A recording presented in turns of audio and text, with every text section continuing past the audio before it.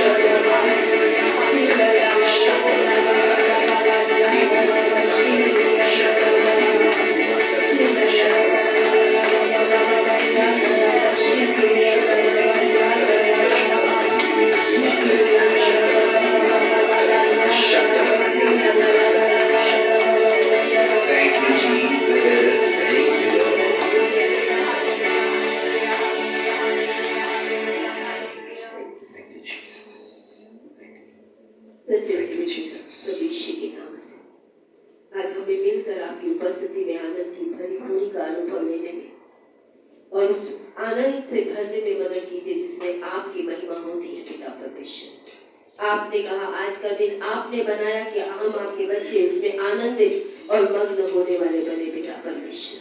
धन्यवाद देते हैं प्रभु, आपका वचन कहता है यदि परमेश्वर हमारा पक्ष में है तो हमारा विरोधी कोई नहीं हो सकता पिता परमेश्वर। धन्यवाद देते हैं प्रभु आज की सुंदर सुबह के लिए पिता। आज कलीसिया को हर एक सदस्य को प्रभु जो इस कलीसिया से जुड़ा है पिता, आपकी देह का अंग है प्रभु, इस समय आपकी उपस्थिति में लाते हैं हम सभी को मिलकर आज आपकी महिमा करने में, आपकी उपस्थिति में प्रभु उस आनंद का अनुभव करने में मदद कीजिए पिता, जो हमें हर एक प्रभु बात जो आपकी ओर से नहीं उससे छुड़ाता है मेरे पिता परमेश्वर। मैं अपने आप को पूरी सभा को आज आपके नियंत्रण में सौंपते हुए ये सारी विनती प्रार्थना उद्धार करता यीशु मसीह के नाम से मांगते हैं, आमीन।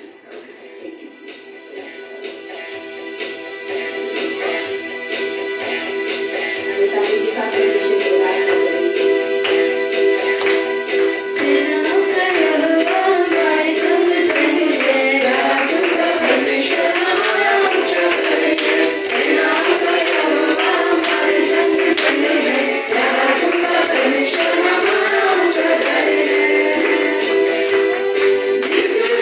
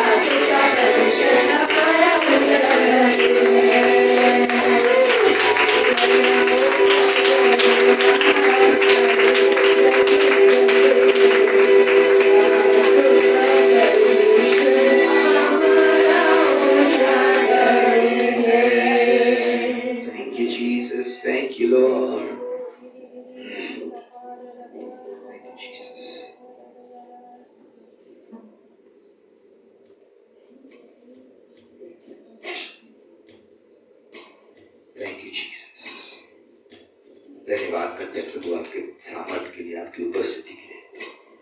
आज प्रभु आपके प्रेम के लिए धन्यवाद करते हैं यीशु मसीह के नाम से। Thank you Jesus, thank you Lord.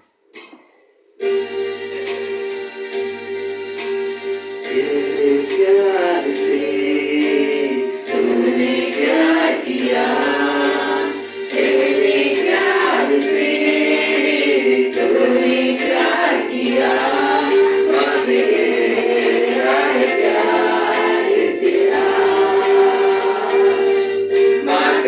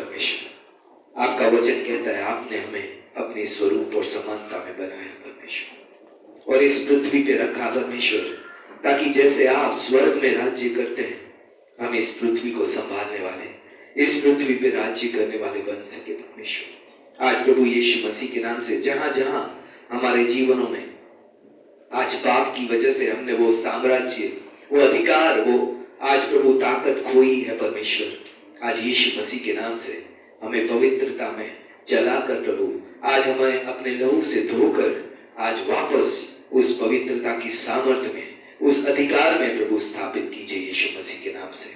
आज धन्यवाद करते हैं प्रभु, विश्वास करते हैं प्रभु कि हमने जो पाप से खोया है, आज प्रभु आप ही आपके लहू के बलिदान के द्वारा आज हमें शुद्ध करके, पवित्र करके हमें वापस लौटाने में सामर्थ्य परमेश्वर है प्रभु। आज धन्यवाद के साथ, विश्वास के साथ अपने जीवनों को, इस समय को, इस सभा को आपके हाथ में सौंपते हुए, हर ऑनलाइन और ऑफलाइन से जुड़े हुए जीवन को आपके हाथ में सौंपते हुए, आपकी पवित्रता के सामर्थ्य को पुकारते हुए, विश्वास से ये सारी प्रार्थना यीशु मसीह के नाम से मांगते हैं, आमीन। एक बार फिर से विक्ट्री फैमिली सेंटर का इस समय आपका स्वागत करते हैं। इस समय पे आइए दानों के लिए प्रार्थना करेंगे। Thank you Jesus, thank you father. ये हमारे सच्चे जीवित पिता, धन्यवाद देते हैं प्रभु जी आपकी धन्य आशीषों के लिए प्रभु, आपकी भलाइयों के लिए, आपकी सुरक्षा के लिए परमेश्वर पिता, जो आज प्रभु आपने हमारी सहायता की है परमेश्वर पिता, कि हम सिर्फ लेने वाले नहीं, हम देने वाले भी बन पाए पिता परमेश्वर। आपका वचन कहता है आपसे लेकर हमने आपको देना सीखा है पिता परमेश्वर। आज जो दान विश्वास की भेंटे दसमांश पिता परमेश्वर, जैसा आपकी आज्ञा है पिता कि सारे दसमांश मेरे घर में लेकर आओ, और ऐसा करके मुझे परखो कि मैं स्वर्ग की धरों की खोल कर तुम पर अपरंपार आशीष की बारिश करता हूँ। तेरे धन्यवाद प्रभु जी, आप भर पर आशीष की बारिश करने का इच्छा और प्रभु हृदय रखते हैं पिता। आज हमें भी आपके मन के अनुसार, जो दबाव से नहीं, कुड़कुड़ा के नहीं प्रभु, बल्कि हर्ष से देने वाले से आप जो प्रेम करते हैं पिता, हम सभी को प्रभु आज आपको हर्ष से देना सिखाइए मेरे पिता, ताकि हम आपके प्रेम को और आपकी आशीषों का अनुभव ले पाए पिता। धन्यवाद के साथ इन दानों को आपके अनुग्रह के हाथों में सौंपते हुए प्रार्थना यीशु मसीह के नाम से मांगते हैं, आमीन। इस समय आप में से जो दान देना चाहते हैं, विश्वास भेंट या दसमांश देना चाहते हैं, वो आगे दे सकते हैं इस समय पर।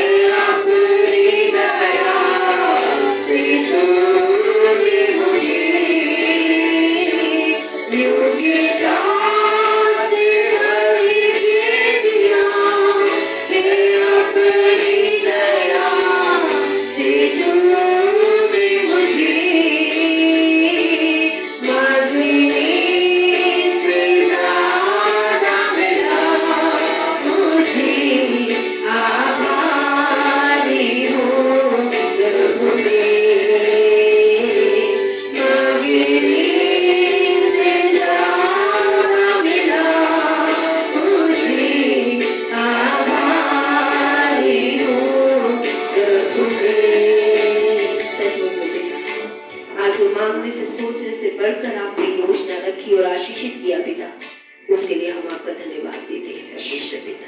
और धन्यवाद के साथ इन भेंटों को, इन दानों को, हर एक व्यक्ति जिसने अपने हाथों को बढ़ाया है प्रभु, आप भी अपने हाथों को बढ़ाइए पिता। जिस विश्वास से, जिस हृदय से उसने बोया है प्रभु, आप उसकी आशीष देने में योग्य परमेश्वर है पिता। आज यीशु के नाम से इन दानों पे आशीष मांगते हैं। आपके राज्य और आपकी घर की आवश्यकताओं की पूर्ति प्रभु आप कीजिए मेरे पिता। धन्यवाद के साथ ये प्रार्थना यीशु मसीह के नाम से मांगते हैं, आमीन। आइए, इससे पहले कि हम परमेश्वर के वचन में जाएं, कुछ अनाउंसमेंट है जो आप कृपया ध्यान से सुने। हमारी मॉर्निंग और इवनिंग प्रेयर जो रहती है ऑनलाइन, वो उसी तरीके से होती रहेगी, उसमें कोई भी बदलाव कलीसिया के द्वारा नहीं है। आपसे निवेदन है, जो भी समय आपने दिया है उस तरीके से आप जुड़ते रहिए। फ्राइडे उपवास प्रार्थना भी उसी तरीके से हमारी होती रहेगी, उसमें भी कोई बदलाव कलीसिया के द्वारा नहीं किया गया है। हमारे लाइव ग्रुप जो है वो बहन आशा के घर में, और जो ऑनलाइन होता है वो इस हफ्ते नहीं होगा। बहन जो शशि के घर में बहन किरण के द्वारा लिया जहाँ होता है वो उसी तरीके से होता रहेगा, उसमें कोई भी बदलाव कलीसिया के द्वारा नहीं किया गया है। MFP यानी विश्वास प्रतिज्ञा अगर आप भरना चाहते हैं, आपने अभी तक नहीं भरा है, तो आज लास्ट संडे है, ये पुलपिट पे है, आप इसे भर के ऑफरिंग बॉक्स में आज डाल सकते हैं। आज के बाद हम इसे बंद करेंगे, यानी आगे इसे नहीं लिया जाएगा। इसलिए परमेश्वर अगर आपको अपने राज्य को बढ़ाने के लिए, ऐसे जीवनों में काम करने के लिए जो आज अपने जीवन की बातों को ना करके परमेश्वर की योजना को पूरा करने के लिए जो त्याग के साथ सेवा के लिए आगे बढ़ना चाहते हैं, उन जीवनों को अगर अपने दानों से सहायता देना चाहते हैं ताकि वो परमेश्वर के राज्य को जहां आप नहीं जा सकते वहां जाकर करें, तो आप विश्वास प्रतिज्ञा आज भरकर परमेश्वर के घर में दे सकते हैं, ताकि इस साल जो नेपाल की ओर हमारा मिशन का कार्य इस साल से अप्रैल से बढ़ने के लिए प्रोसीड करेगा, जिसमें हम रेकी भी करेंगे, सारी बातों को करेंगे। पास्टर प्रशांत और पास्टर पीटर मिलकर उस ओर आप दानों की सहायता के लिए अपने हाथों को इस साल बढ़ा सकते हैं, तो आज आप भर सकते हैं इसे। पिकनिक जो है, जो हमने अगले संडे प्लान करी है चर्च के बाद में, अगर आप जाना चाहते हैं तो आप हमारे साथ मिलकर जा सकते हैं, कि कोई भी खर्च हम आपसे नहीं लेंगे, जो भी होगा आप साथ साथ कर सकते हैं। कहाँ जा रहे हैं? क्या है? जंगल ट्रेल, नोएडा में जंगल ट्रेल करके एक जगह है जहां हम घूमने जा रहे हैं। हमारे BMC ग्रुप पे हमने उसका वीडियो डाला है या शॉर्ट्स या जो भी है वो डाला है, आप देख सकते हैं। डिटेल में भी आप YouTube पे ढूंढेंगे तो आपको पूरा वीडियो मिल जाएगा, सारा खर्च, जाने आने का सारा कुछ उसमें डिटेल में दिया गया है। अगर आप मिलकर कलीसिया के रूप में जाना चाहते हैं और आपने अपना नाम नहीं दिया है, तो आप बेटी सीमा को जाने से पहले अपने नाम को दे के जाए, ताकि हमें पता हो कि आप हमारे साथ मिलकर जाने वाले हैं। आपके साथ आपके पड़ोसी, रिश्तेदार, जानकार लोग भी अगर जाना चाहते हैं तो वो भी हमारे साथ मिलकर जा सकते हैं, उनके लिए भी ये खुला है। ऐसा नहीं है कि ये लिमिटेड है कि चर्च के लोग ही जाएंगे, ऐसा कुछ नहीं है। हम एक जगह जा रहे हैं जहां हम अपने बच्चों के साथ, अपने परिवार के साथ एक अच्छा समय बिता सके, तो आपसे निवेदन है आप उनके नाम भी बहन सीमा को लिखवा सकते हैं। और अगले संडे चर्च के बाद 12:30 बजे से हमारी ये पिकनिक के लिए हम कलीसिया से बाहर निकलकर आगे बढ़ेंगे। तो अपना खाने पीने सब चीजों का इंतजाम आप करके चलिए। ज्यादा डिटेल आप अगले संडे से पहले पर्सनली हमें फोन करके पूछ सकते हैं, ज्यादा अगर आप जानकारी चाहते हैं। हमारी उपवास प्रार्थना जो है वो 26 मार्च से 4 अप्रैल तक 10 दिन की उपवास प्रार्थना रहेगी। अगले संडे प्रचार में हम उपवास के बारे में ही कुछ बातों को समझेंगे और कैसे आप इस उपवास प्रार्थना में शामिल हो सकते हैं, और आपको इस उपवास प्रार्थना से कैसे आशीष मिलेगी, कैसे आप इसमें से जैसे कहेंगे फायदा मिलेगा। अगर हम कहें दूसरे शब्दों में, आसान तरीके से भी आप इस उपवास प्रार्थना में शामिल हो सकते हैं। कई लोग उपवास प्रार्थना को बहुत मुश्किल बना देते हैं, लेकिन ये इतना मुश्किल नहीं है। तो अगले संडे जो वचन रहेगा, हम मूसा को थोड़ी देर के लिए बिठा देंगे, ठीक है, थोड़ी देर के लिए रोकेंगे, और हम उपवास प्रार्थना को अच्छे से समझते हुए कैसे एक कलीसिया के रूप में हम 10 दिनों में इस उपवास प्रार्थना में शामिल हो, और कैसे हम परमेश्वर को इस 10 दिनों के बीच में अपने जीवनों में परमेश्वर की आशीष और सहायता को प्राप्त कर सकेंगे। ये बातें हम देखेंगे। तो अगर आपने अभी तक अपना नाम नहीं दिया है तो आप बहन शशि को जाने से पहले अपना नाम दे सकते हैं। आपके जितने सवाल हैं वो अगले संडे आप आइए, प्रचार के बीच में आपके हर एक सवाल का जवाब हम यहाँ से देंगे, ताकि आप अगर उसके बाद भी सोचते हैं कि सब कुछ समझकर मैं नाम दूंगा तो आप अगले संडे भी अपने नाम को बहन शशि को लिखवा के जा सकते हैं। आपका नाम लिखवाना जरूरी इसलिए है क्योंकि जो पॉइंट्स हम बनाएंगे या जो पावर पॉइंट भेजेंगे हम उन्हीं को भेजेंगे जो उपवास प्रार्थना में शामिल होंगे। ठीक है, बाकी सारी बातें हम अगले संडे करेंगे। तो इस समय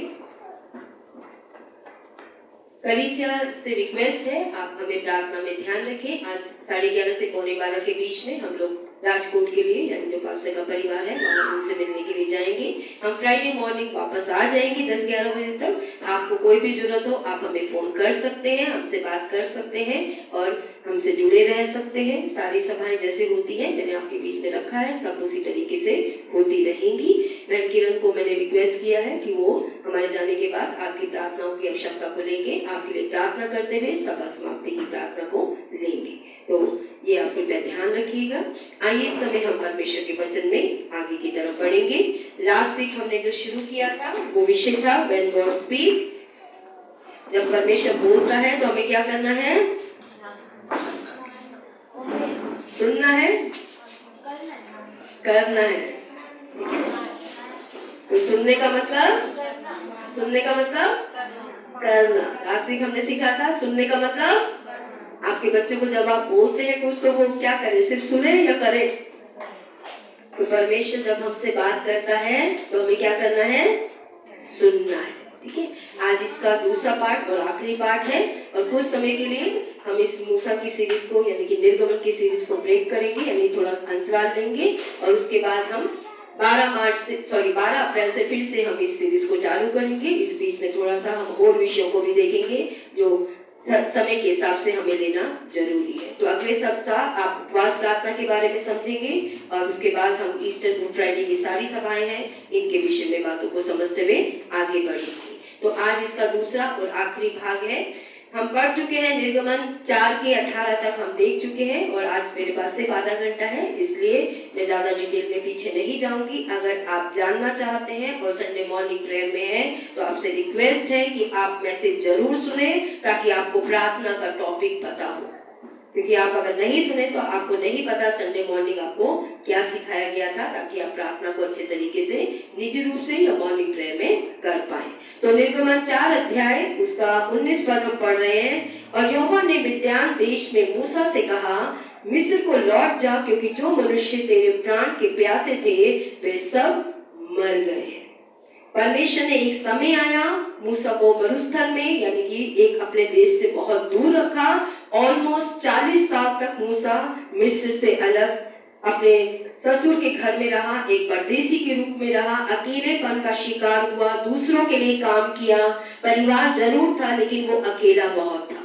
और एक समय आया जब परमेश्वर ने उसे बोला कि अब तेरा समय खत्म हुआ है, अब तुझे वापस मिस्र में जाना है, क्योंकि जो लोग तेरे खून के प्यासे थे या तुझे मार देना चाहते थे अब वो वहां नहीं रहे।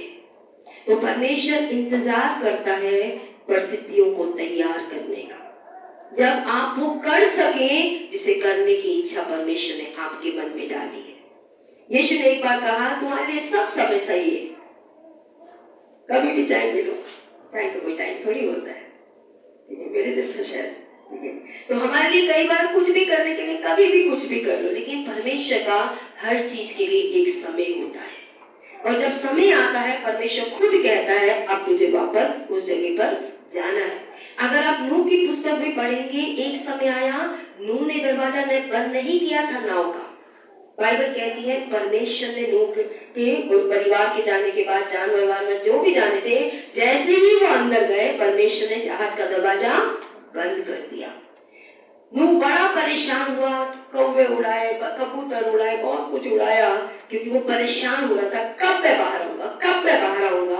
और कई बार परिस्थिति हालात हमारे जीवन में भी ऐसे आते हैं, हमें लगता है कब हम इससे बाहर आ जाएंगे, कब हम इससे बाहर आ जाएंगे। लेकिन यहाँ हम समझ रहे हैं परमेश्वर का एक समय है। हमारे लिए सब समय सही है लेकिन परमेश्वर के लिए सही नहीं होता कई बार। और अगर आप और मैं परमेश्वर के समय का इंतजार करेंगे तो परमेश्वर का वचन खुद कहता है, अंत में तेरी इच्छाओं को पूरी करने की योजना है मेरे पास। परमेश्वर ऐसा नहीं है जो अपने बच्चों की इच्छाओं को पूरा ना करे।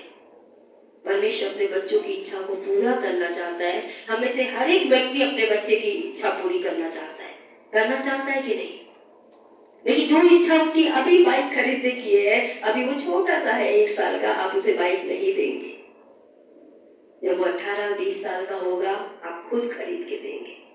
क्यों? क्योंकि अब वो तैयार है। जब तक हम और आप तैयार नहीं होते, परमेश्वर कुछ भी हमें नहीं देता, वो हमें तैयार करता है। परमेश्वर ने 40 साल लगे मूसा को तैयार करने के लिए। मुझे नहीं पता आपके जीवन में और मेरे जीवन में परमेश्वर कितना समय लेगा, लेकिन परमेश्वर का एक समय है। और उसके बाद क्या हुआ? 20 पद में, तब मूसा अपनी पत्नी अपने बेटों को गधे पर चढ़ाकर मिस्र देश की ओर परमेश्वर की उस लाठी को हाथ में लिए हुए लौटा। यहाँ पे मूसा अपनी पत्नी को लेकर अपने बेटों को गधे पर चढ़ाकर मिस्र से लौट रहा था और उसके हाथ में वो लाठी थी जो परमेश्वर ने उसे कही थी, तेरे हाथ में क्या है, जिसे लेके वो चल रहा था। और वहां पे एक घटना घटित होती है। और 24 पद, और ऐसा हुआ कि मार्ग पर सराय में यहोवा ने मूसा से भेंट करके उसे मार डालना चाहा। तब सिपोरा ने एक तेज चकमक पत्थर लेकर अपने बेटे की खलड़ी को काट डाला और मूसा के पांव पर यह कह के फेंक दिया, तू निश्चय तू लहू बहाने वाला मेरा पति है। तब उसने उसको छोड़ दिया और उसी समय खतने के कारण वह बोली, तू लहू बहाने वाला मेरा पति है। यहाँ पे घटना घटित हुई।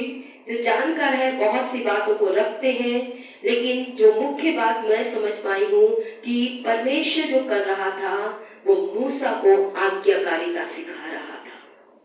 मूसा कौन था? पहले वो एक आम व्यक्ति था, लेकिन अब मूसा कौन था? जब वापस मिस्र जा रहा था, एक अगुवे के रूप में जा रहा था मूसा मिस्र देश में, क्योंकि उसे लोगों को क्या करना था? बंधुआई से बाहर निकालना था। लेकिन परमेश्वर चाहता था कि मूसा पहले खुद आज्ञा पालन सीखे। यहाँ पे मैंने लिखा है, आप समझते हैं परमेश्वर मूसा से कुछ बुनियादी बातें सिखाना चाहते थे। आप फिरौन को बात मानने के लिए कैसे कह सकते हैं जब आप खुद एक लीडर होकर परमेश्वर की बात नहीं मानते? आज हम दूसरों को सुसमाचार प्रचार करते हैं जबकि हम खुद पाप के रास्ते नहीं छोड़ते। हम दूसरों को कहते हैं तुम पापी हो, जबकि हम खुद झूठ बोलना नहीं छोड़ते। हम दूसरों को कहते हैं तुम परमेश्वर पश्चाताप करो, जबकि हम खुद रिश्वत देना नहीं छोड़ते। जब हम खुद पैसे देके काम कराना नहीं छोड़ते और दूसरों को हम पश्चाताप का संदेश देते हैं, तो परमेश्वर सबसे पहले हमसे चाहता है कि हम आज्ञा पालन करना सीखें। परमेश्वर ने ऐसे बहुत से लोगों को देखा है जो अगुवे तो बन जाते हैं लेकिन खुद आज्ञा पालन नहीं सीखते। वो दूसरों से चाहते हैं कि वो आज्ञा पालन करें। पिछले हफ्ते हम किन्हीं लोगों से मिले जो खुद अगुवे हैं। उनके परिवार में लोग बोलने लगे कि मेरा जो फादर है या मदर है, पत्नी है, जो पति है, वो खुद इन बातों को नहीं मानता। हमने उसे बोला, आप क्यों नहीं मानते? फिर वो नहीं मान रहा, ठीक है, आप तो मानिए। दूसरों पे दोष लगाना बहुत आसान होता है, और जो बात हम दूसरे से चाहते हैं, क्या हम खुद भी वही करते हैं? अगर आपको लगता है आप में कोई बात नहीं कर रही हूं, क्या आप वो बात कर रहे हैं?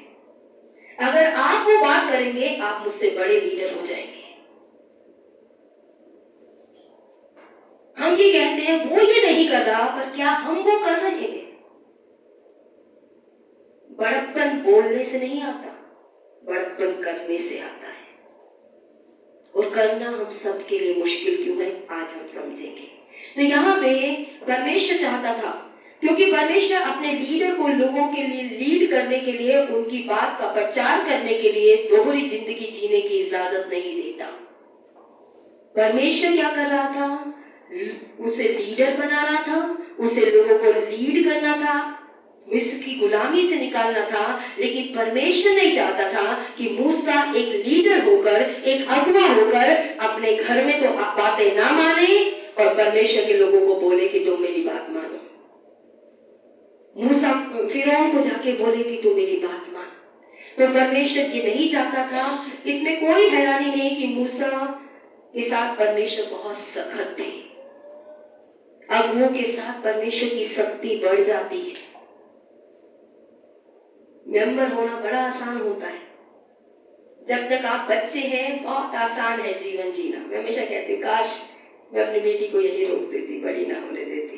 बहुत आसान है, कोई चिंता नहीं है, कोई जिम्मेदारी नहीं है। लेकिन जैसे ही आप शादी करते हो, जैसे ही आप माँ बनते हो, जैसे ही आप पति बनते हो, आपसे कोई बचपने की कामना नहीं करता। अगर एक पति अपनी पत्नी की जिम्मेदारी नहीं लेता तो हम बोलते शादी क्यों की? कहते हैं कि नहीं? अगर एक लड़की शादी करके अपने पति की जिम्मेदारी नहीं लेती, ससुराल की जिम्मेदारी नहीं लेती, तो हम बोलते शादी क्यों की? क्योंकि अब तुम बच्चे नहीं रहे। ऐसे ही परमेश्वर एक लीडर से ऐसी बातों की कामना नहीं करता, बहुत सख्ती से डील करता है। लीडर बनना सब चाहते हैं, लेकिन सख्ती कोई नहीं चाहता। परमेश्वर यहाँ लीडर के साथ सख्त था, मार तक देना चाहता था उसका। लेकिन उसकी पत्नी ने क्या किया? उसने आज्ञा नहीं मानी थी। मूसा को अपने बेटे का खतना करना था, उसने पत्थर लिया, अपने बच्चे का खतना किया दूसरे का, और उसका जो ब्लड था उसने उसके आगे फेंक दिया कि तेरे कारण मेरे बच्चे का खून बहा है। तूने आज्ञा नहीं मानी, तुझे आज्ञा माननी चाहिए थी। पत्नी उठी और आज्ञा पालन करके अपने पति का जीवन बचाया उसने। परमेश्वर अगुओं के साथ ज्यादा सख्त है, ये बात हमेशा याद रखिए। आज माँ बाप से ज्यादा लोग क्यों सख्ती करते हैं? बच्चे कितनी भी बुरी हरकतें करें, माँ बाप से माँ बाप होने की कामना की जाती है। माँ बाप बच्चे की तरह काम नहीं कर सकते। सही है कि नहीं? बच्चा आपका कितने भी बदतमीजी करे, अगर आप उसे खाना नहीं खिलाते तो गलत लोग किसको बोलेंगे? बच्चे को या आपको? माँ बाप को ही बोलेंगे। वो तो बच्चा है, तुम तो समझदार बनो। समझदार होने की कामना किससे? लीडर से। आज अगर हम लीडर अपने आप को मानते हैं तो समझदारी की कामना आप ही से की जाती है, और अगर हम अपने आप को लीडर मानते हैं तो समझदारी की कामना हम ही से की जाती है। तो यहाँ पे परमेश्वर सख्त है लीडर के साथ। अमेरिका में एक सर्वे हुआ, इसकी ज्यादा डिटेल में मैं नहीं जाऊंगी क्योंकि आगे हम इन बातों के बारे में सीखेंगे कि 18 साल के होने के बाद जब बच्चे यूनिवर्सिटी की तरफ जाते हैं, उनमें से 80% बच्चे जो मसीह होते हैं, मसीह परिवारों के होते हैं, संडे स्कूल में जाने वाले होते हैं, यूथ मीटिंग अटेंड करने वाले होते हैं, उसमें से 80% बच्चे, बेटे बेटियां वापस चर्च में कभी नहीं जाते। और उन्होंने बोला ऐसा क्यों है? जबकि वो क्रिश्चियन परिवार में पले बड़े हैं, चर्च गए हैं, संडे स्कूल अटेंड किया, यूथ मीटिंग अटेंड करी, सब कुछ किया, फिर वो वापस जाते क्यों नहीं है चर्च में? तो उस सर्वे के जब डिस्कशन किया गया, पता लगाया गया, तो उन्होंने 2 कारण बताए उसके। और पहला कारण था घर के अंदर दिखावा। वो मसीह जरूर है, बाइबल पढ़ते हैं, चर्च जाते हैं, प्रार्थना करते हैं, लेकिन घर के अंदर मसीहत 0 है। मसीह के वचन के अनुसार पति पत्नी के संबंध 0 है। कोई पत्नी अपने पति की अधीनता में नहीं चल रही, कोई पति आज अपनी पत्नी से अपने समान प्रेम नहीं कर रहा। उनके बीच में झगड़े हैं, उनके बीच में कलेश है, उनके बीच में बहुत ऊट-पटांग बातें हैं। और जब उन्हें लगता है कि हमारे माँ बाप हमें चर्च तो ले जाते हैं, वहां पे हमने भी सुना है, हमने भी संडे स्कूल में देखा है, सुना समझा है, लेकिन हमें अपने घर में हमारे माँ बाप के बीच में कुछ वसीयत दिखती ही नहीं है। मम्मी अपने तरीके से, पापा अपने तरीके से, उनके बीच में कोई प्रेम नहीं है, उनके बीच में कुछ है ही नहीं है। सबसे ज्यादा एक बच्चा कहां से सीखता है मैं आपको बताऊं? चर्च से नहीं सीखता, चर्च दूसरी पॉइंट पे आता है। हर एक बच्चा मसीह को मानेगा या नहीं मानेगा, ये हमारे घर से तय होता है। चर्च में बच्चा कितनी देर के लिए आता है? अगर आप 2 घंटे के लिए आए तो 2 घंटे, आप 1.5 घंटे के लिए आए तो 1.5 घंटे। उसके बाद बच्चा कहाँ रहता है? घर पर। स्कूल में बच्चा कितनी देर के लिए जाता है? 5 घंटे के लिए। घर पे कितनी देर के लिए रहता है? 24 में से 5 निकाल दें, 19 घंटे के लिए। हम चर्च पे दोष लगाते हैं, हम स्कूलों पे दोष लगाते हैं, पर सच्चाई ये है आपका बच्चा सबसे ज्यादा आपसे सीखता है। इसलिए हर एक मसीह दंपत्ति को, चाहे आपका पति विश्वासी है चाहे अविश्वासी है, आपको अगर अपने बच्चे को परमेश्वर में लाना है तो सबसे पहले खुद परमेश्वर के वचन का पालन करना शुरू कीजिए। वरना उन्हें लगेगा कि हमारे परिवारों में हमने मुखौटा देखा है। हमारे माँ बाप चर्च में जाके अलग मुखौटा ओढ़ लेते हैं, घर में आते ही अलग मुखौटा ओढ़ लेते हैं और वो मसीह के पीछे नहीं चलना चाहते। और दूसरा कारण जो पता किया गया वो था चर्च में भी मुखौटा। चर्च के अंदर भी उन्हें दिखावे से ज्यादा कुछ नहीं दिखा, जिसे हम आने वाले समय पे समझेंगे कि चर्च होता क्या है, चर्च में होना क्या चाहिए। वो आगे वचन आएंगे कि क्या परमेश्वर ने क्यों हमें एक जगह लाकर, हम एक परिवार के नहीं है, एक भाषा के नहीं है, एक ब्लड ग्रुप नहीं है, कुछ भी हमारा एक नहीं है अगर देखें तो, फिर भी परमेश्वर ने हमें क्यों एक जगह लाकर आज अपने आप से जोड़ा है। क्या उद्देश्य था परमेश्वर का मिस्र की गुलामी से निकालकर अपने लोगों के लिए योजना क्या थी? कैसा समाज परमेश्वर बनाना चाहता था, कैसी प्रजा परमेश्वर बनाना चाहता था, कैसा परिवार परमेश्वर बनाना चाहता था, जो आज कलीसिया को होना चाहिए, जो आगे जैसे जैसे हम बढ़ेंगे उन बातों को सीखेंगे। तो वापस हम अपनी बात पे आते हैं। निर्गमन 5 अध्याय 1 पद पे हम चलना शुरू कर रहे हैं। मूसा और हारून ने जाकर फिरौन से कहा, इस्राएल का परमेश्वर यहोवा यूं कहता है, मेरी प्रजा के लोगों को जाने दे कि वे जंगल में मेरे लिए पर्व करें। फिरौन ने कहा, यहोवा कौन है कि मैं उसका वचन मानकर इस्राएली को जाने दूं? मैं यहोवा को नहीं जानता। मूसा ने जाकर, इससे पहले वो पुर्नियों के पास गए, पूरे अपने इस्राएली भाई बहनों को खुशखबरी दी कि परमेश्वर आपको निकालना चाहता है, इस गुलामी से स्वतंत्र करेगा। और फिर मूसा और हारून और पुर्निये कुछ लेकर वो फिरौन के पास जाते हैं और फिरौन से कहते हैं कि परमेश्वर यहोवा कह रहा है, मेरे लोगों को जाने दे कि वो जंगल में जाकर मेरे लिए उत्सव मनाए, आराधना करे, मेरी सेवा करे। अलग अलग शब्द बाइबल में लिखे गए हैं। अल्टीमेटली मेरे लोगों को छोड़ दे। तो फिरौन ने क्या बोला? यहोवा कौन है? कौन है यहोवा? और कौन है मैं क्यों मानूं? आज्ञा ना पालन करने का पहला कारण। अगर अभी तक आप ये ही नहीं जान पाए कि परमेश्वर कौन है, तो आप कभी परमेश्वर की बात दिल से तो नहीं मानेंगे। आज आज्ञा पालन क्यों नहीं है? क्योंकि हम परमेश्वर को जानते ही नहीं है। फिर उन्होंने बोला, यहोवा है कौन? मैं तो उसे जानता नहीं हूं। जो परमेश्वर को जानता नहीं है, उससे आप कैसे आज्ञा पालन की कामना कर सकते हैं? आज क्योंकि हम परमेश्वर को जानते नहीं है, मानने वाले लोग हैं, जानने वाले हम में से कई नहीं है आज। क्योंकि जिसको आप जितना जानते हैं, आप उतना उसकी मानते हैं। अगर अभी तक आपने परमेश्वर को जाना ही नहीं है, बाइबल एक धर्म पुस्तक नहीं है, मैं आज आपको बता रही हूं। जब हम बाइबल का लेसन भी कराते हैं ना, फाउंडेशन 2 लेसन 1, उसमें स्पष्ट कहते हैं बाइबल परमेश्वर का वचन है, बाइबल परमेश्वर को जानने की पुस्तक है। जब आप बाइबल पढ़ते हैं तो परमेश्वर के बारे में जानने की कोशिश कीजिए और परमेश्वर से कहिए, परमेश्वर कौन है तू, मुझे बता। आज आपके जीवन में परमेश्वर कौन है ये तय करता है, या आपका परमेश्वर क्या कौन है ये तय करेगा आप परमेश्वर की कितनी मानते हैं। हमारी आज्ञाकारिता इस बात पे टिकी है कि हम परमेश्वर को कितना जानते हैं। हम अपने माँ बाप की आंख बंद करके क्यों मान लेते हैं?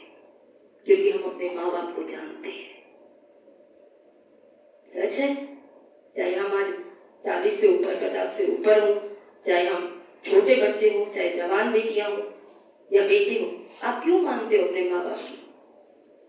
अंजलि, नवीन, सीमा, अच्छू, जो हमारे बच्चे यहाँ बैठे हैं, मैं आपसे पूछ, क्यों मानते हो आप अपने माँ बाप की? क्योंकि आप अपने माँ बाप को जानते हो। क्या आप अपने परमेश्वर को भी जानते हैं? क्या बाइबल पढ़ के आपने परमेश्वर को जानने की कोशिश की है? या सिर्फ एक धर्म पुस्तक है, कहानी है, कभी दाऊद आ गया, कभी अब्शलोम आ गया, कभी ये जिक्र आ गया, कभी ये आ गया, वो आ गया। जब आप पढ़ते हैं परमेश्वर को देखिए, उसमें परमेश्वर कैसे अपने लोगों से व्यवहार करता है, कैसे परमेश्वर अपने लोगों की मदद करता है, किन परिस्थितियों में परमेश्वर ने अपने लोगों को छोड़ दिया, किन परिस्थितियों में परमेश्वर ने उन्हें खींच लिया। एक भजन में बार बार लिखा है, वो बार बार बिगड़ जाते थे, लेकिन जब भी वो वापस आते थे, रोते थे, बिलखते थे, मांगते थे, परमेश्वर की मदद मांगते थे, परमेश्वर वापस उनकी मदद कर देता था। और ये मुझे परमेश्वर के बारे में क्या सिखाता है कि चाहे मैं कितना भी बिगड़ जाऊं, चाहे मैं कितना भी गलत बातों में चला जाऊं, जब जब मैं वापस आऊंगा, जब जब मैं गिड़गिड़ाऊंगा, जब जब मैं पश्चाताप करूंगा, परमेश्वर मेरी सुनेगा। ये मैं जानती हूँ परमेश्वर के बारे में। जब दाऊद ने मंदिर बनाना चाहा, परमेश्वर ने बोला तू नहीं बना सकता, क्योंकि तूने बहुत खून बहाया है। किन जीवनों से परमेश्वर अपना घर नहीं बनाता? सुलेमान का जीवन है, अलग अलग चलिए, परमेश्वर को जानिए। जब भी बाइबल उठा के, इस बार हमारे लाइव ग्रुप में था कि मेरी आंखों को खोल दे परमेश्वर की तेरी व्यवस्था की बातों को मैं देख पाऊं। इफिसियों की प्रार्थना जो मैंने बार बार आपसे बोला करिए कि हे प्रभु यीशु मसीह का परमेश्वर जो महिमा का पिता है, क्या करे? मुझे ज्ञान और प्रकाशन की आत्मा दे, मेरी मन की आंखों को ज्योति में कर, ताकि तेरी बुलाहट की आशा जो विश्वास करने वालों के लिए कितनी सामर्थ्य है, मैं उसे जान सकूं। हमारी आज्ञाकारिता हम परमेश्वर को कितना जानते हैं इस पे टिकी है, क्योंकि जिसको आप जानते नहीं है उसकी आप मान नहीं पाएंगे। जब शाऊल नाम का व्यक्ति, पौलुस जिसे हम कहते हैं, जब उसका परमेश्वर के साथ इनकाउंटर हुआ, उसने सबसे पहले पता है क्या पूछा परमेश्वर से? आइए प्रेरितों के काम 9 अध्याय 3 पद को पढ़ते हैं।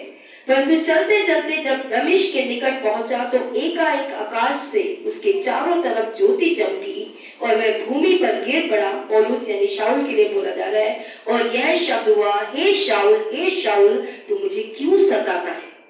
परमेश्वर ने उसने पूछा, प्रभु तू कौन है? कभी आपने पूछा है परमेश्वर तू कौन है? मूसा ने भी पूछा था तू कौन है, मैं क्या जाके बोलूं? परमेश्वर की योजना पूरी वही कर पाते हैं जो परमेश्वर को जानते हैं। उसका पहला ही सवाल था कि तू कौन है, मैं ये जानना चाहता हूं। जब तक आप ये क्वेश्चन सेटल नहीं करेंगे अपनी लाइफ में, आप क्या करना है वो तो बहुत दूर की बात है। पहले इस सवाल को अपने जीवन में हल कीजिए कि परमेश्वर कौन है, उस बात को जानिए अपने जीवन में। उसके बाद था कि उसे करना क्या है। अगर अभी तक हम जान ही नहीं पाए कि परमेश्वर कौन है, तो वो क्या चाहता है, वो तो बहुत दूर की बात होती है मेरी बहनों मेरे भाइयों। इसलिए फिरौन ने बोला यहोवा है कौन तो मैं उसकी मानूं।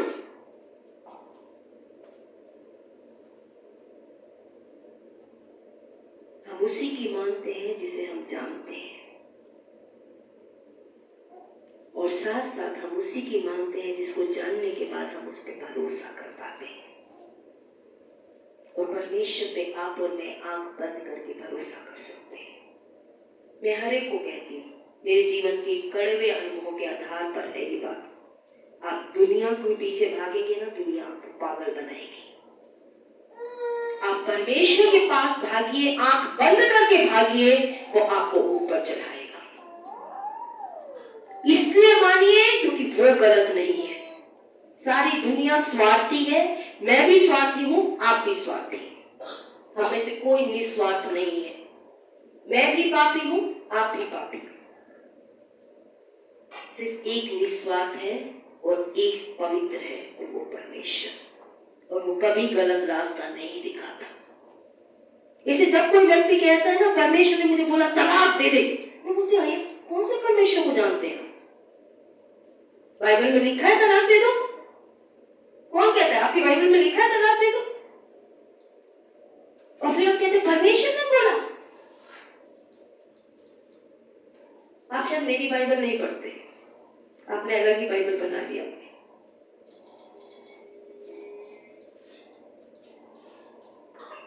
जब आप कहते हैं परमेश्वर हमें अलग करने के लिए बोल रहा है, अलग होने के लिए बोल रहा है, कौन सी बाइबल में लिखा है अलग होने की बात?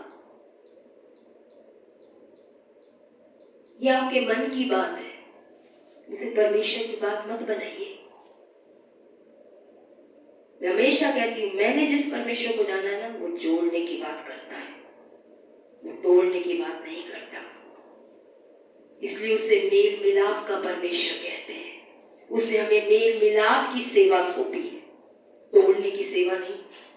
कभी मैं अपने शब्दों में भी किसी से अगर बात करती हूँ और तोड़ने की बात करती हूँ, फोन रखते ही मेरे पति बोलता है कि परमेश्वर ने हमें मेल मिलाप करने के लिए चुना है अर्चना, तोड़ने के लिए नहीं।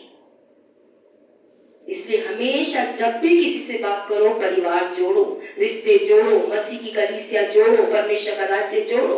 जोड़ने के लिए चुने गए लोग हैं हम, तोड़ने के लिए नहीं। इसलिए हमें समझना है कि फिरौन, उसने कहा, फिरौन ने कहा यहोवा कौन है जो मैं उसकी मानूं? अगर ये सवाल सेटल नहीं हुआ तो पहले इस सवाल को सेटल कीजिए, जानिए परमेश्वर कौन है और फिर उसे मानिए। बिना जाने अंधों की तरह नहीं। हाँ, मंदिर गए तो घंटियां ही बजाते रहे, मस्जिद गए तो अलग तरीके से, बस एक धर्म के रूप में भैया हम तो आ जाते हैं, यहाँ पे हमारा कुछ भला हो जाता है, तो आप कहीं भी चले जाइए, हो जाएगा। मसीह की कलीसिया में अंधकार से ज्योति में बुलाए गए लोग हैं हम। शैतान की योजनाओं से छुड़ाकर परमेश्वर ने हमें अपने पास बुलाया। इसलिए नहीं बनाया कि हम धर्मों की तरह पीछे अंधे होके चलते रहे। परमेश्वर को जानिए, परमेश्वर को समझिए, परमेश्वर को परखिए, परमेश्वर की बातों के हिसाब से चल के देखिए कि परमेश्वर आपके लिए द्वार खोलता है कि नहीं खोलता। बाइबल हमें बताती है कि हम पापी पैदा होते हैं, हम सभी कठोर हृदय के पैदा हुए लोग हैं। हम में से कोई भी आज्ञा मानना पसंद नहीं करता। आपके बच्चे आपकी बात मानना पसंद करते हैं? सच सच बताइएगा, कितने कहेंगे मेरे बच्चे मेरी बात मानना पसंद करते हैं? मुझे तो नहीं पता, मैं तो नहीं कह सकती। मानती है, ये नहीं मना करूंगी मेरी बेटी नहीं मानती, लेकिन क्या दिल से पसंद करती है हर बात को करना? नहीं। तो आप और मैं ये मत सोचिए कि हम स्वभाव से ही परमेश्वर की बातें मानने के लिए तैयार हैं। हम सभी का स्वभाव जो है वो पापी है। हम दिल से परमेश्वर की बातें मानना नहीं चाहते। हमें माननी पड़ती है, हमें यहाँ आना पड़ता है, हमें दसवां देना पड़ता है, हमें सुसमाचार प्रचार करना पड़ता है। ये पड़ता है बताता है कि हम दिल से तो नहीं करना चाहते। वरना जिस बात को हम दिल से करना चाहते हैं ना, माँ से लड़े, बाप से लड़े, पति से लड़े, सास से लड़े, लड़के भी करेंगे हम, क्योंकि हम वो करना चाहते हैं। बंदे को रोक नहीं सकता जो वो करना चाहते हैं। एक ही चीज है जिसके आगे परमेश्वर भी वो नहीं हुआ, इंसान का मन जो वो खुद नहीं बदलता। तो यहाँ पे हम जो समझ रहे हैं, उसने कहा मैं परमेश्वर की क्यों मानूं? मैं फिरौन ने कहा यहोवा की क्यों मानूं? वो है कौन? मैं तो जानता ही नहीं। और कैसे मनुष्य, एक बात और मैं आज आपको समझाना चाहूंगी, अगर आप एक अनाज्ञाकारिता करेंगे ना, आपका मन आज्ञाकारिता के प्रति कठोर होता चला जाएगा। एक दिन प्रार्थना नहीं करेंगे, आपके अंदर दूसरे दिन प्रार्थना करने की कोई इच्छा नहीं आएगी। एक बार चर्च में नहीं आएंगे, अगली बार फिर से आपका मन चर्च ना आने का ही करेगा। हमारा मन अनाज्ञाकारिता से कठोर होता चला जाता है और हमारा ही मन आज्ञाकारिता से मुलायम भी होता चला जाता है। लेकिन एक और चीज इसमें हस्तक्षेप करती है, वो है परमेश्वर की कृपा। आज्ञा मानने के लिए पता है क्या चाहिए? किसको पता है क्या चाहिए? आप कहेंगे अनुग्रह, पर बाइबल में कुछ और लिखा है। आज्ञा मानने के लिए अगर मैं आज्ञा मानूं तो मुझे भी वही चाहिए, आप आज्ञा माने तो आपको भी वही चाहिए, और वो है परमेश्वर की दया। परमेश्वर की कृपा हमारे मन को बदलती है, परमेश्वर की दया हमारे मन को बदलती है। हम सभी कठोर हृदय के लोग हैं, आज्ञा ना मानना हमें अच्छा लगता है, हम सभी पापी लोग हैं। तो यहाँ पे रोमियो, मैं अपनी बात को अपने शब्दों से साथ साथ वचन से साबित क्या प्रकट करूंगी। रोमियो 9 अध्याय 15 पद से मैं पढ़ रही हूँ, क्योंकि वह मूसा से कहता है, जिस किसी पर मैं दया करना चाहूँ उस पर मैं दया करूंगा, जिस किसी पर मैं कृपा करना चाहूँ उस पर मैं कृपा करूंगा। सो यह ना तो चाहने वाले ना दौड़ने वाले परंतु दया करने वाले परमेश्वर की बात है। परमेश्वर ही था जिसने फिरौन के मन को क्या किया? कठोर किया। उसे शुरू से बोला, मैं फिरौन के मन को क्या करूंगा? मैं फिरौन के मन को कठोर करूंगा, मैं फिरौन के मन को कठोर करूंगा। पढ़िएगा आप 3 अध्याय 4 अध्याय 5 अध्याय, बार बार परमेश्वर बोल रहा है मैं फिरौन के मन को कठोर करूंगा, फिरौन के मन को कठोर करूंगा। क्यों? क्योंकि वो परमेश्वर को जानता ही नहीं है। परमेश्वर को ना जानने वाले लोगों का मन हमेशा से आज्ञाकारिता के प्रति कठोर ही बना रहेगा। लेकिन उसने कहा मैं जिस पर दया करना चाहूं, और दया उसने करी मूसा पे, जिसने कहा परमेश्वर तू कौन है, मैं क्या कहूं, किसने मुझे भेजा? परमेश्वर ने अपने आप को उसमें प्रकट किया। उत्पत्ति, निर्गमन, गिनती, व्यवस्था विवरण और लेव्य व्यवस्था, मूसा के द्वारा लिखी गई 5 पुस्तकें परमेश्वर ने अपने आप को उसमें प्रकट किया था। 40 दिन वो पहाड़ पे रहा जहां परमेश्वर की सारी बातें उसे बताता रहा। उस पे परमेश्वर ने कृपा करी, परमेश्वर ने उस पे दया करी, वो परमेश्वर को जान पाया। और आगे लिखा है, क्योंकि पवित्र शास्त्र में फिरौन से कहा गया कि मैंने तुझसे इसीलिए खड़ा किया कि तुझसे मैं अपनी सामर्थ दिखाऊं और मेरे नाम का प्रचार सारी पृथ्वी पर हो। सो जिस पर मैं चाहता हूं उस पर दया करता हूं, और जिस पर मैं चाहता हूं उसको मैं कठोर कर देता हूं। तो ये चाहने वाले की बात है ही नहीं, ये परमेश्वर की कृपा है। आप जो आज परमेश्वर के घर में है, मैं जो आज परमेश्वर के घर में हूं, क्या हर दिन हम परमेश्वर से कृपा मांगेंगे कि परमेश्वर मुझ पे कृपा कर, परमेश्वर मुझ पे दया कर कि मैं तेरी बात मानूं? क्योंकि उसने कहा जिस पे मैं दया करना चाहूं उस पे मैं दया करता हूं, जिस पे मैं कृपा करना चाहूं उस पे मैं कृपा करता हूं। आज परमेश्वर से कहिए, परमेश्वर मैं चाहता हूं तू मुझ पे दया कर ताकि मैं तेरी बात मानूं, मैं चाहता हूं तू मुझ पे कृपा कर कि मैं तेरी आज्ञाओं का पालन करूं परमेश्वर। और कोई चीज मुझे और आपको आज्ञा मानने के लिए तैयार नहीं कर सकती। एक परमेश्वर को जानना और हर दिन परमेश्वर से कृपा मांगना, हर दिन परमेश्वर से दया मांगना कि परमेश्वर मैं तेरी इच्छा पूरी कर पाऊं। क्योंकि हमारे पास आज्ञा मानने वाला मन है नहीं है। सच्चाई यही है।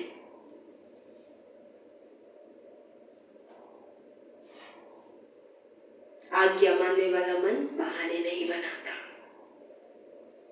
मेरे पास्टर हमेशा कहते थे, जब वो पाकिस्तान में थे, एक विश्वासी था, पास्टर जो बोलते थे ठीक है पास्टर जी हो जाएगा। वो अकेला एक ऐसा विश्वासी था, कभी ना नहीं कहता था अपने पास्टर को। और जब वो कराची से दिल्ली सिंगापुर गए, फिर वहां दिल्ली के पास्टर बनाए गए, उन्होंने कहा वही व्यक्ति है जो आज परमेश्वर का घर संभालता है। वहां पे परमेश्वर को बहाने बनाने वाले लोग कभी परमेश्वर की इच्छा नहीं पूरी कर पाते। एक टाइम होता है परमेश्वर बर्दाश्त करता है बहानों को, उसके बाद करो, दूसरा नहीं कहूंगी, करो या मरो, इधर या इधर, दोनों तरफ नहीं। लेकिन आज जो हम सीख रहे हैं, सबसे पहली बात, अगर हम लीडर हैं, हम खुद आज्ञा नहीं मानते तो हम दूसरों को नहीं छुड़ा पाएंगे। दूसरी बात, अगर हम परमेश्वर को जानते ही नहीं है तो भी हम परमेश्वर की कभी नहीं मानेंगे। तीसरी बात, परमेश्वर की दया चाहिए, परमेश्वर की कृपा चाहिए हर दिन, ताकि हम परमेश्वर की इच्छा पूरी कर सके। हम वो कर सके जो परमेश्वर को अच्छा लगता है और वो ना करे जो परमेश्वर को अच्छा नहीं लगता।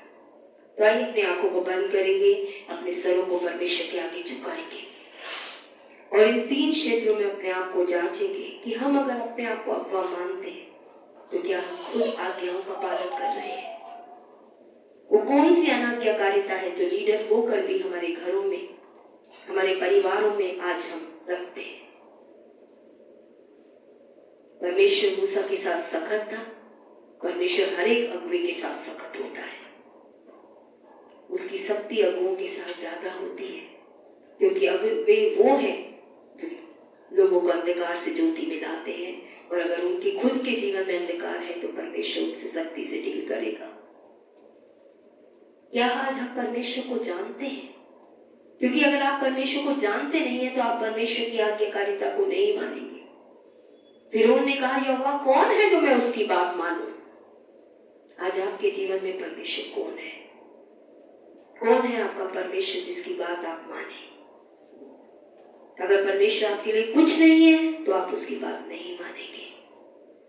अगर आपके लिए परमेश्वर आपका स्वामी है, आपका सृजनहार है, आपका मालिक है, आपको जीवन देने वाला है, आपको सुरक्षा देने वाला है, आपकी चिंता करने वाला है, आपकी प्रार्थनाएं सुनने वाला है, आपकी कमियों को के साथ आपको स्वीकार करने वाला है, आपकी कमी घटियों को पूरा करने वाला है, आपकी उम्मीद है परमेश्वर, तो आप उसकी बात जरूर मानेंगे।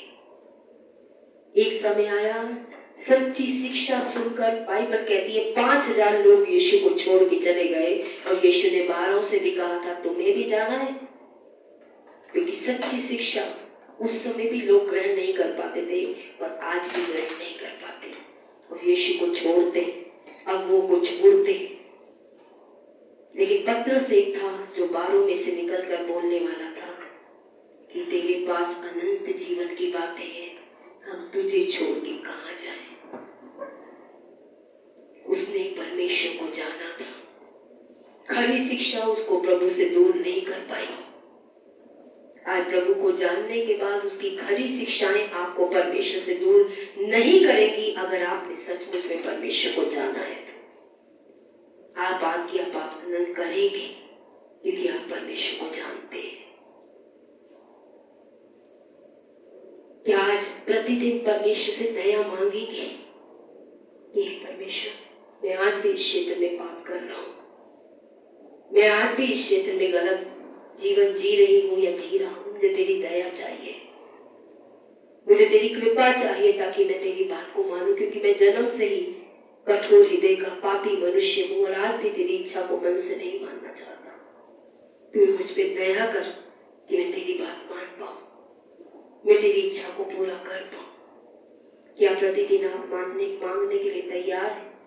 क्योंकि परमेश्वर ने खुद कहा मूसा से, जिस पर मैं दया करना चाहता हूं उस पर मैं दया करता हूं, जिस पर मैं कृपा करना चाहता हूं उस पर मैं कृपा करता हूं। ये चाहने वाले ना दौड़ने वाले, परंतु दया करने वाले परमेश्वर की बात है। दया मांगने वालों को देता है। नए नियम में कितनी बार लोग आए जिन्होंने परमेश्वर ने कहा मुझ पापी पे दया कर, हे दाऊद की संतान मुझ पे दया कर। लोग चिल्लाते थे और परमेश्वर की तरफ देखता था। क्या आप प्रतिदिन परमेश्वर से दया मांगने के लिए तैयार है कि परमेश्वर आज मुझ पे दया करके मैं तेरी इच्छा पूरी कर पाऊं? अगर आपकी इच्छा है तो आप अपने स्थान पे खड़े होकर जो भी बात परमेश्वर ने आपसे की है उसके लिए परमेश्वर से मदद मांग सकते हैं। 3 क्षेत्र हैं। खुद आज्ञा पालन ना करके दूसरों को आज्ञा पालन के बारे में बोलना, चाहे आप अगुवे हो चाहे ना। अगर आप खुद नहीं मान रहे और दूसरों से चाहते हैं वो माने, तो परमेश्वर आपके साथ सख्ती करेगा। परमेश्वर ने मूसा के साथ सख्ती की, मार तक डालना चाहता था, क्योंकि वो खुद आज्ञा पालन नहीं कर रहा था और दूसरों को छुड़ाने जा रहा था। दूसरी बात जो हम देखते हैं, फिर उन्होंने कहा, पर यहोवा कौन है जो मैं उसकी बात मानूं? मैं यहोवा को नहीं जानता। अगर आज आज्ञा पालन करने पे आप कहते हैं, क्यों मैं परमेश्वर की ये बात मानूं, क्यों मैं परमेश्वर के शब्द की आज्ञा पालन करूं, क्यों मैं सुसमाचार प्रचार करूं, क्यों मैं सच बोलूं, क्यों मैं ये करूं, क्यों मैं वो करूं, आपको अगर आज आज्ञाएं बोझ लग रही है तो ये इस बात का प्रमाण है कि आप परमेश्वर को नहीं जानते। आज आप परमेश्वर को जानने का चुनाव करेंगे कि जब जब मैं बाइबल को पढ़ूंगा मैं परमेश्वर को जानने का चुनाव करूंगा। मैं परमेश्वर से कहूंगा, परमेश्वर मैं तुझे जानने के लिए आया। मैं मंदिरों में गया, मैं मस्जिद गया, मैं गुरुद्वारे गया, मैं चर्च में भी आया, लेकिन मुझे धर्म नहीं चाहिए, मुझे जीवन देने वाला परमेश्वर चाहिए, जिसको जानकर मेरा जीवन पहले जैसा ना रहे, जिसको जानकर मेरी आज्ञाकारिता पहले जैसी ना रहे। मैं उस परमेश्वर को, जिसने स्वर्ग और पृथ्वी को बनाया, उस परमेश्वर के साथ आज रिश्ता रखना चाहता हूं, जिसको जानकर भी मेरी सोच बदलेगी, मेरा व्यवहार बदलेगा, मैं खुद बदल जाऊंगा जब मैं उसको जानूंगा। क्या आपका चुनाव है परमेश्वर को जानने के लिए कि प्रतिदिन मैं परमेश्वर से विनती करूंगा, प्रभु मैं तुझे जानना चाहता हूं, मुझ पर अपने आप को प्रकट कर परमेश्वर। लास्ट बात, क्या परमेश्वर की दया को रोज पुकारेंगे? उसकी दया ही है, उसकी कृपा ही है जो हमें आज्ञा ना मानने वाले लोगों को, मनों को बदल सकती है। परमेश्वर मुझ पर दया कर, क्योंकि मैं इस क्षेत्र में आज भी जानता हूं मैं गलत हूं, लेकिन मुझे तेरी दया चाहिए, मुझे तेरी मदद चाहिए ताकि मैं अपने आप को यहाँ पे सही कर सकूं। मुझे पता है मुझे क्षमा करना है, मुझे पता है मुझे प्रेम करना है, मुझे पता है मुझे मिलकर चलना है, लेकिन मैं कमजोर हूं, मैं नहीं कर पा रहा। परमेश्वर तेरी दया चाहिए, तेरी मदद चाहिए परमेश्वर। तेरी इच्छा मैं तेरी सहायता के बिना नहीं पूरी कर पाऊंगा परमेश्वर। मैं कमजोर हूं परमेश्वर, लेकिन तू सामर्थी है।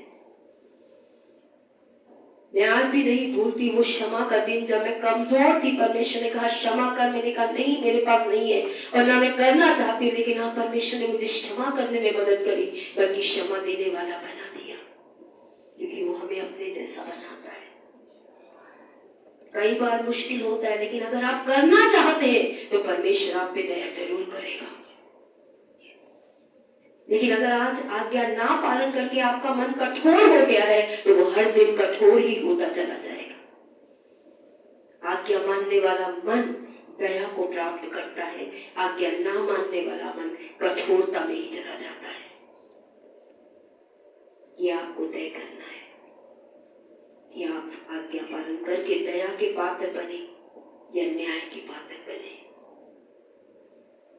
क्योंकि अनाज्ञाकारिता न्याय को लाती है और आज्ञाकारिता दया को लेकर आती है। चुनाव हमारा है। परमेश्वर से सहायता मांगे अपने लिए। सच्चे जीवित पिता,